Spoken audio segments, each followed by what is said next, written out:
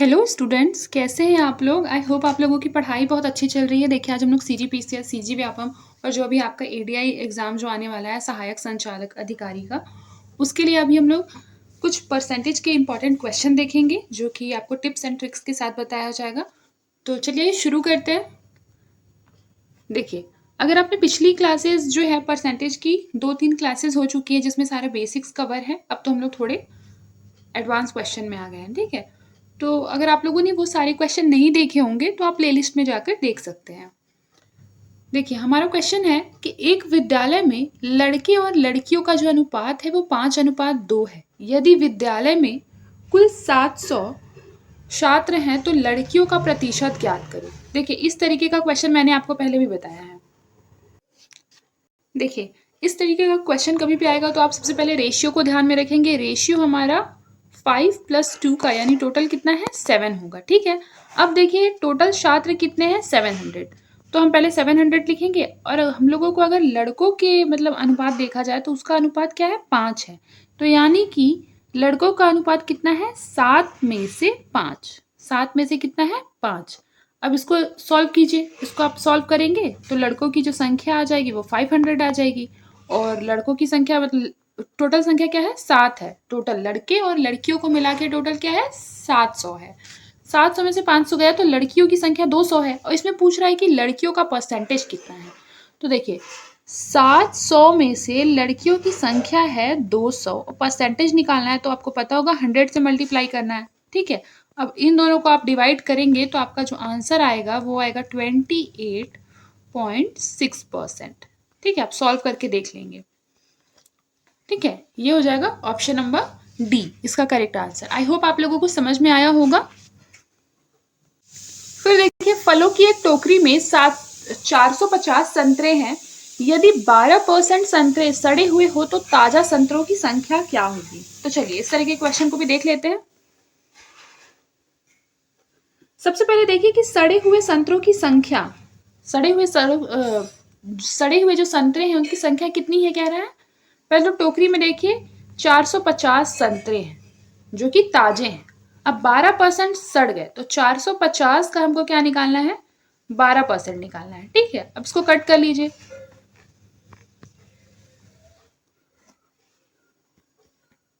तो ये क्या हो गए 54 जो होंगे वो सड़े हुए संतरा होंगे, ठीक है, सड़े हुए। अब इसमें बोल रहा है ताजा संतरों की संख्या कितनी होगी, तो हम 450 में से अगर 54 को माइनस कर देंगे तो ये हमारा हो जाएगा 396। यानी कि 396 संतरे ऐसे हैं जो कि ताजे हैं क्योंकि 12% सड़ गए थे, ठीक है। आई होप आपको समझ में आया होगा। फिर देखिए लिखा एक कंपनी में काम करने वाली 20% कर्मचारी पुरुष हैं। यदि महिला कर्मचारियों की कुल संख्या 240 हो तो कंपनी के कुल कर्मचारियों की संख्या क्या होगी। तो आइए देखते हैं। माना कि कंपनी में कुल कर्मचारी जो है वो 100 है।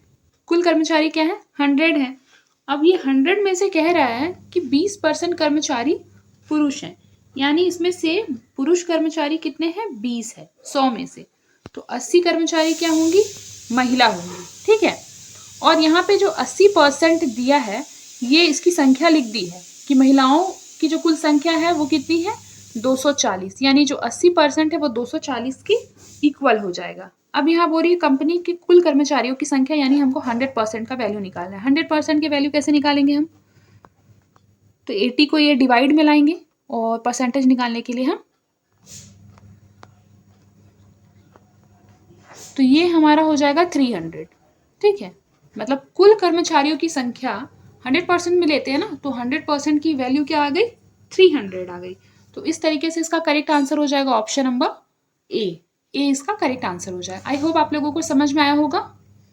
कोई डाउट होगा तो आप लोग कमेंट बॉक्स में पूछ सकते हैं।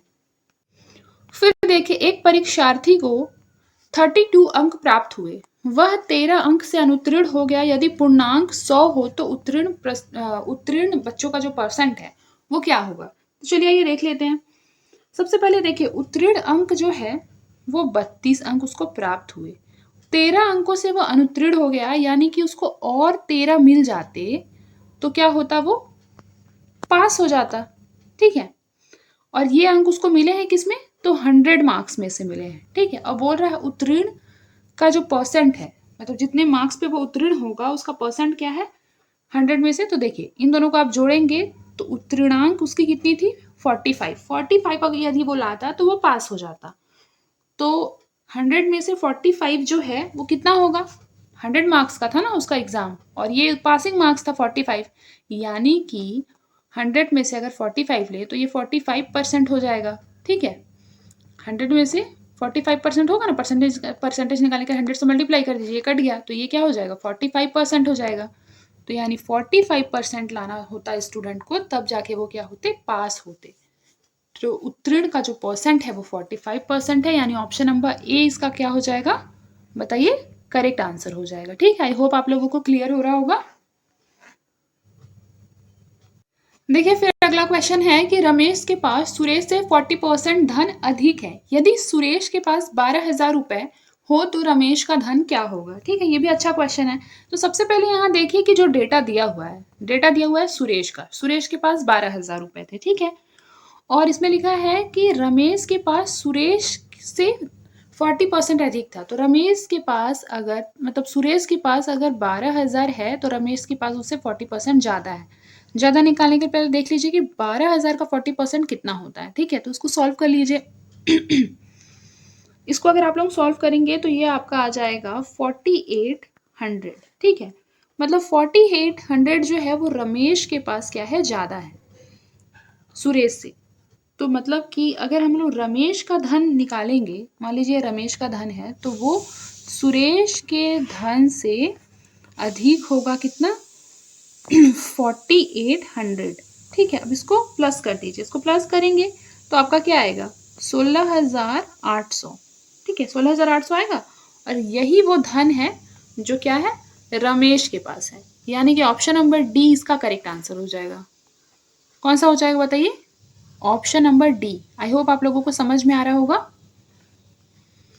फिर देखिए जिन बच्चों को बेसिक्स वाला क्लास आप लोगों ने नहीं देखा होगा उसमें मैंने इसको पढ़ाया है। परसेंटेज का मान निकालने के लिए जैसे मान लीजिए 4/25 यहाँ लिखा परसेंटेज निकालना है तो क्या करना होगा 100 से मल्टीप्लाई करना होगा। 100 से आप इसको मल्टीप्लाई कर देंगे तो ये 4 बार में चला जाएगा, यानी कि ये आ जाएगा 16%। 16% कौन से ऑप्शन में, ऑप्शन नंबर बी में है। ठीक है, फिर देखिए लिखा है 0.025 का परसेंट में वैल्यू जो है वो कितना होगा। तो देखिए इसका परसेंटेज में अगर वैल्यू निकालना है तो सबसे पहले इसको कैसे निकालेंगे, देखिए पॉइंट के बाद यहाँ पे 3 डिजिट दिया हुआ है तो उसके लिए हम क्या लिखेंगे नीचे 1000 से डिवाइड करेंगे और परसेंटेज के लिए हमको पता है कि 100 से मल्टीप्लाई करना होता है। अब इसको कट कर लीजिए तो यानी कि जो इसका करेक्ट आंसर हो जाएगा ये हो जाएगा 2.5। ठीक है, 2.5 इसका आंसर हो जाएगा। ठीक है, फिर देखिए लिखा है 425 ग्राम 2.5 किलोग्राम का कौन सा परसेंट होगा।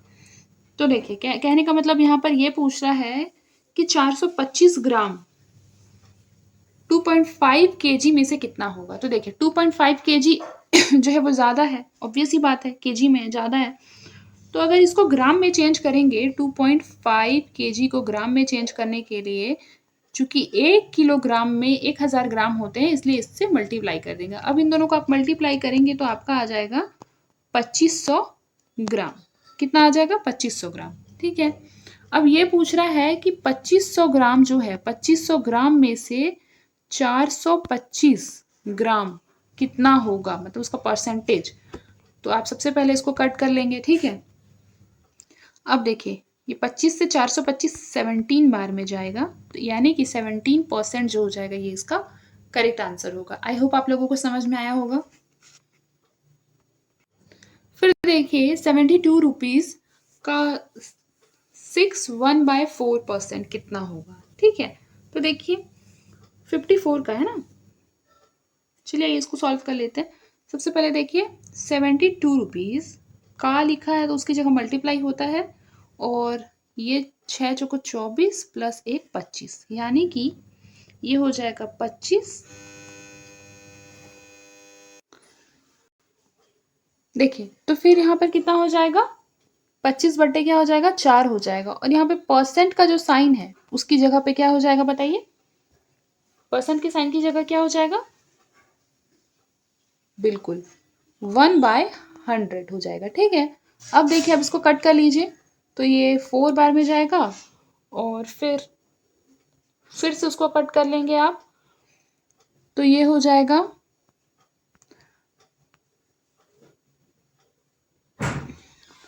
18 बार में जाएगा।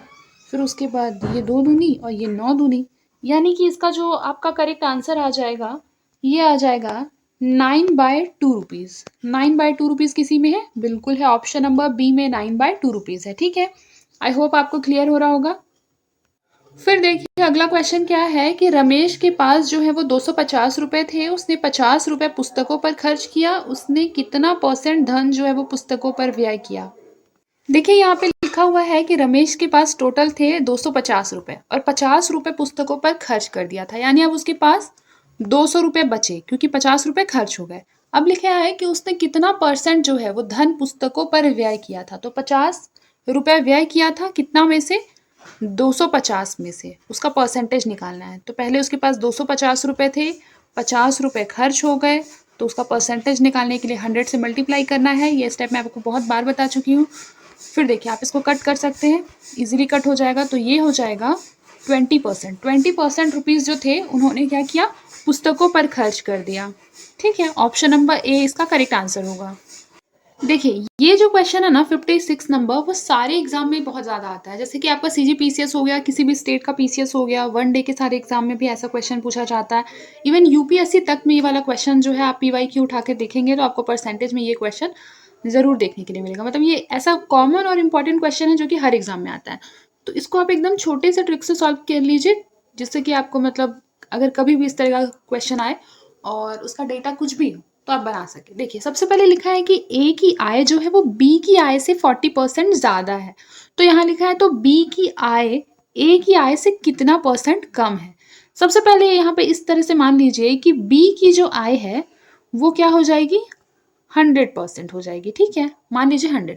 फिर लिखा है ए की आय उससे 40% ज़्यादा है। अगर ए की आय जो है वो इससे 40% ज़्यादा होगी, यानी कि 140 हो जाएगी। ठीक है, अब कह रहा है कि ए की आय से बी की आय कितना कम है।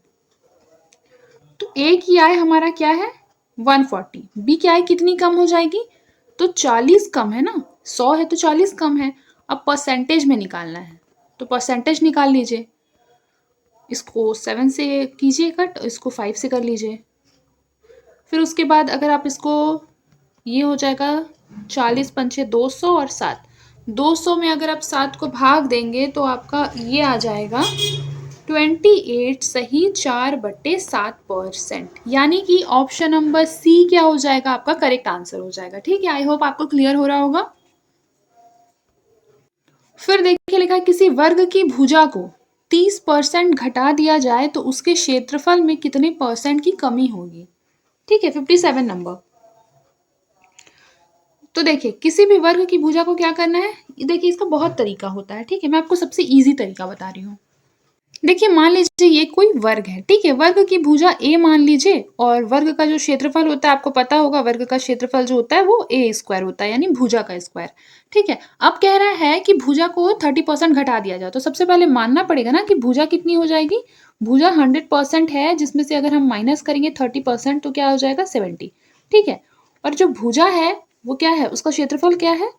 A² है। A² है यानी A का वैल्यू हमारा ये होगा, तो ए मतलब जो दूसरा ए होगा, जैसे एक भुजा का वैल्यू हमारा क्या था? 100 था तो 70 हुआ, तो दूसरे भुजा के साथ भी हम सेम करेंगे कि 100 थी वैल्यू उसकी और 30% घटा देने पर 70 हो गई। ठीक है, अब देखिए अब इसको कैसे निकालना है वो देखिए। तो ये हमारा क्या हो जाएगा? इसको मल्टीप्लाई कर दीजिए, ये हमारा क्षेत्रफल निकालना है। ठीक है, अब देखिए इसको भी मल्टीप्लाई कर दीजिए, इन दोनों को, तो इन दोनों को मल्टीप्लाई करेंगे तो ये आएगा। फिर उसके बाद देखिए इसको भी मल्टीप्लाई करेंगे तो ये क्या आ जाएगा? 4900। ठीक है, अब इसको कट कर दीजिए। अब देखिए ये इससे कितना कम है? तो ये इससे 51 कम है। % निकालना है तो ये 100 में से क्या है? 51 है। % निकालने के लिए 100 से 100 कट जाएगा, यानी कि 51% इसका आंसर आएगा। यानी कि क्षेत्रफल में कितनी की कमी हो रही है? 100 में से 49 की, यानी कि 51% की क्या हो रही है? कमी हो रही है। आई होप आपको क्लियर हो रहा होगा। ठीक है, इन दोनों को माइनस करना होता है। ठीक है, यह मैंने एकदम शॉर्ट ट्रिक में बताया है। ये ट्रिक आपको वैसे यूट्यूब पे बहुत सारी जगह अवेलेबल होगा, क्योंकि बहुत से टीचर ऐसे भी होते हैं जो मतलब इस क्वेश्चन को काफ़ी बड़ा करके बताते हैं। बड़ा वाला मेथड भी मेरे पास है, लेकिन उस मेथड का कोई मतलब नहीं है क्योंकि फिर वो आपके दिमाग में नहीं रहेगा, ठीक है। तो आप लोग कोई भी क्वेश्चन आए, मान लीजिए कि यहाँ पे लिखा रहेगा कि किसी भी वर्ग की भुजा को 50% घटा दिया जाए, मान लीजिए 20% घटा दिया जाए, 90% घटा दिया जाए, तो भी क्वेश्चन का जो पैटर्न होगा वो यही होगा। समटाइम्स देखिए क्वेश्चन इस तरह से पूछ लेता है कि मान लीजिए किसी वर्ग की भुजा को 30% बढ़ा दिया जाए।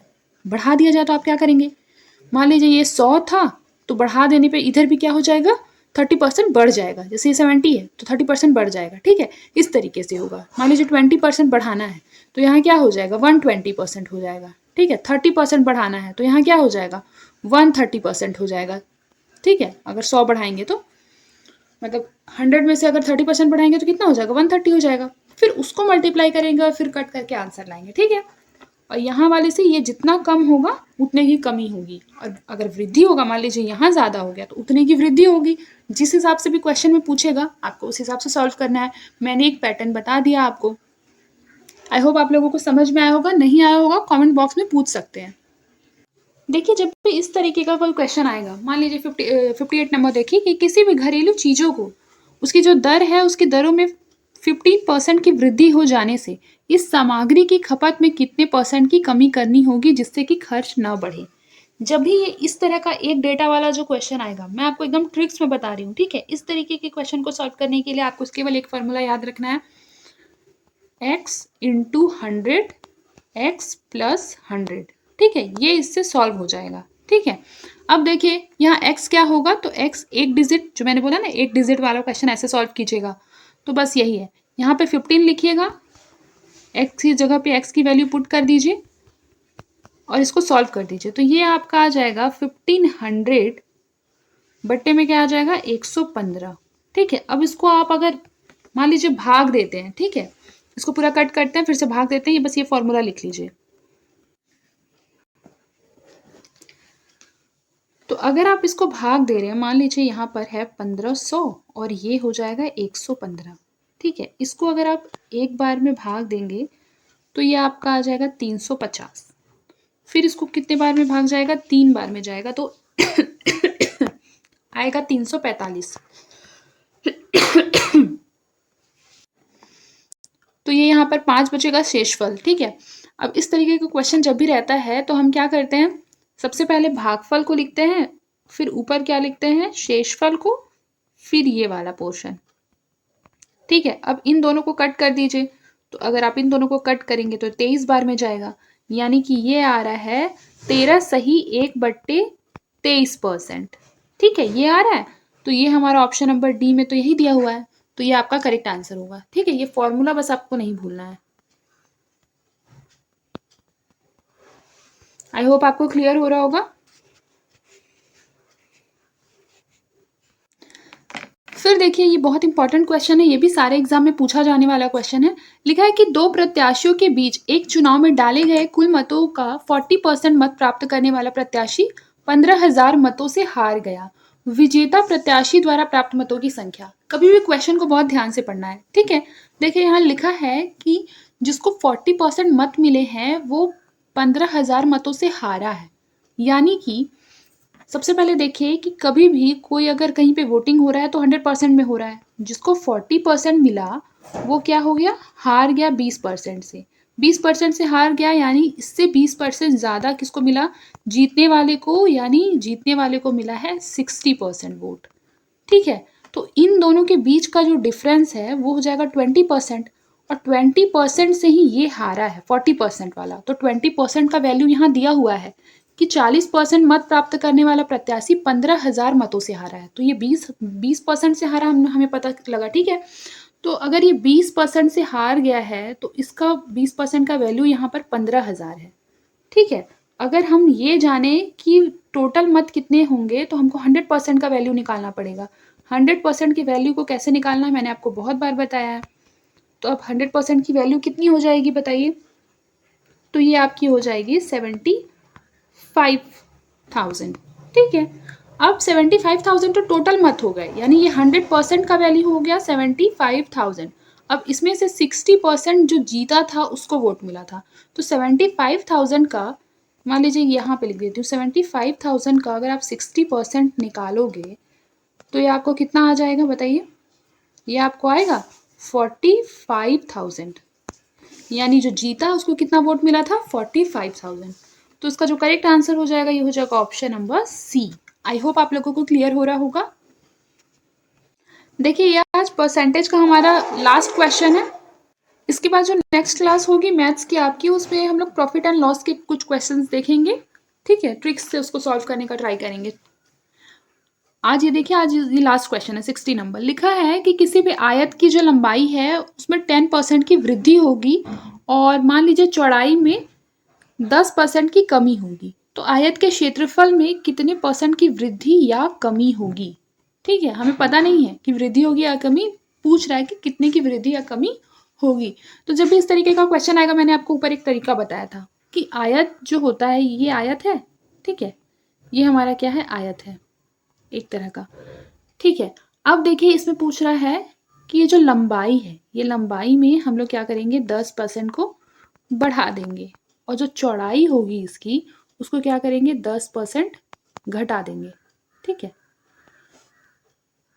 तो पूछ रहा है कि क्षेत्रफल में कितने परसेंट की वृद्धि होगी। तो कभी भी देखिए, मान लीजिए कि ये क्या है? आयत का जो मतलब जो लंबाई है वो 100% है। अब उसको क्या करना है? हमको 10% की इंक्रीज करना है, ठीक है। फिर अगर मान लीजिए चौड़ाई 100 है तो उसको क्या करना है? 10% कम करना है। तो मैंने आपको बताया था कि जो मतलब आयत का जो क्षेत्रफल होता है वो क्या होता है? लंबाई गुणी चौड़ाई, ठीक है।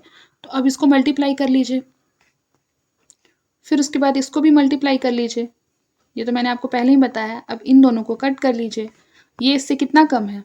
ऑब्वियस सी बात है 1% की कमी आ रही है, ठीक है, 1% की कमी आ रही है ना। तो इस तरीके से इसका करेक्ट आंसर क्या होगा? 1%। इन दोनों में एक की कमी आ रही है, परसेंटेज निकालने के लिए कितना? तो ये 100 में से 1 कम है, ठीक है। तो अब 100 से मल्टीप्लाई करके क्या हो जाएगा? ये 1% की कमी, यानी कि इसका जो करेक्ट आंसर हो जाएगा ऑप्शन नंबर बी होगा कि आयत के जो क्षेत्रफल है उसमें 1% की कमी होगी। आयत की क्षेत्रफल में क्या होगी? 1% की कमी होगी। इस तरीके से यदि देखा जाए तो ऑप्शन नंबर बी हमारा करेक्ट आंसर होगा। तो आज के लिए बस इतना ही, मिलते हैं नेक्स्ट क्लास में। तब तक के लिए अपना ख्याल रखिए और मन लगाकर पढ़ाई कीजिए।